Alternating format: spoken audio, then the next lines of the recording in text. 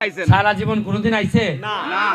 এইবার আমরা নৌকার বিরুদ্ধে নির্বাচন না, নির্বাচন হলো নৌকার মাঝির বিরুদ্ধে। আচ্ছা, মাঝি যখন বয়স্ক হয়ে যায়, মাঝি যখন শরীর লইয়া লড়তে পারে না, তখন কি তারে বদলাইতে হয় না?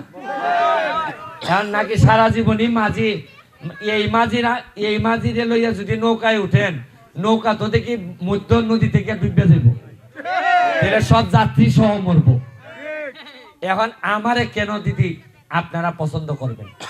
দুইজন আওয়ামী লীগের মধ্যে আমারে কেন দিবেন? নৌকার লোকরে না দিয়া কেন আপনারা এই গোল মার্কায় দিবেন? বলি আমি একটা করে। আজকে আমরা জাতিগত আওয়ামী লীগ হয়ে এত কিছু এত আমরা কি বলবো, আমার চোখে দিয়ে পানি আসছে। কি শুধু ঠকাই গেছে আমাদেরকে, এমপি সাহেব শুধু ঠকাই গেছে, আর কোনো কিছু করে দেয় নাই উনি আমাদেরকে। উনাদেরকে আমরা দেখতে পাই নাই। নেত্রী এবার বিএনপি আসে নাই নির্বাচনে, না আসার কারণে দেখা যায় একটাই খালি মার্কা থাইকা যায়, নৌকা। তাহলে তো আর নির্বাচন তো লাগে না, লাগে? ভোটারের কোনো দাম থাকে যদি নির্বাচন না হয়?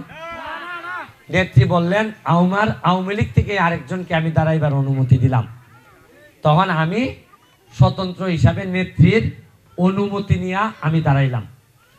তাইলে এখন কি হবে? নেত্রী বলে দিলেন যে তুমি স্বতন্ত্র, তুমি ঈগল আর আরেকজন নৌকা, এই দুইটার মধ্যে জনগণ যারে বাচ্চা নিবে তারই আমি পরবর্তীতে আবার নৌকা দিয়া পাঠাইব। এখন ভোট না হইলে কি ভালো হইতো? আপনাদের কি মনে হয়? আপনাদের কোনো দাম থাকতো? আজকে যে নৌকার লোকজন এসে দাম দিতেছে, খালি মাত্র আমি দাঁড়াইছি দেখে না দাম দেয়। আপনারা যে এখন কইতে পারতেছেন যে এই রাস্তা বানাই দাও না, এটা কি কারণে? আয় দেখে না বলতে পারে। যদি আমি না দাঁড়াইতাম তাহলে এরা আদাব দেওয়ার জন্য আপনাদের এত কষ্ট করে চিমটি বিলাইতো সারা জীবন আইছে না। এইবার 300 টাকা যখন আপনারা 300 টাকা মজুরির জন্য যে আন্দোলন করছিলেন, পুরা 17টা বাগানে কেউ 100 টাকা খাবার দেয় নাই। আমি আমুনালুয়া আপনাদের বিভিন্ন জায়গায় 14 লাখ টাকার খাবার পাঠাইছিলাম। আমি এই চাল এগুলা আপনারা জিজ্ঞেস করেন আপনাদের আমুর নলুয়ার লোকদেরকে, যে ব্যারিস্টার সুমন যখন ঠান্ডার সময় আসে আমি কম্বল দিয়া পাঠাইছি। এইবার আমি গাছের চারা দিছি, আম গাছের চারা 37,000। আমুর এলারে জিগাইন, নলুয়ারে জিগাইন, বিভিন্ন জায়গায় জিগাইন।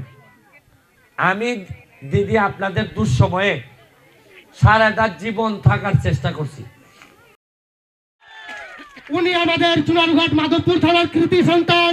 উনি আওয়ামী লীগ, আপনারা হয়তো ভাবতে পারেন উনি অন্য কোনো ইয়ে নিয়ে দাঁড়িয়েছেন, হয়তো বিএনপি কিংবা জাতীয় পার্টি কিংবা জামায়াত। না, উনি প্রকৃত জাতিগত আওয়ামী লীগ। কিন্তু আজকে মনের দুঃখে, মনের ইয়ে নিয়ে উনি আজকে স্বতন্ত্র হইতে দাঁড়িয়েছেন।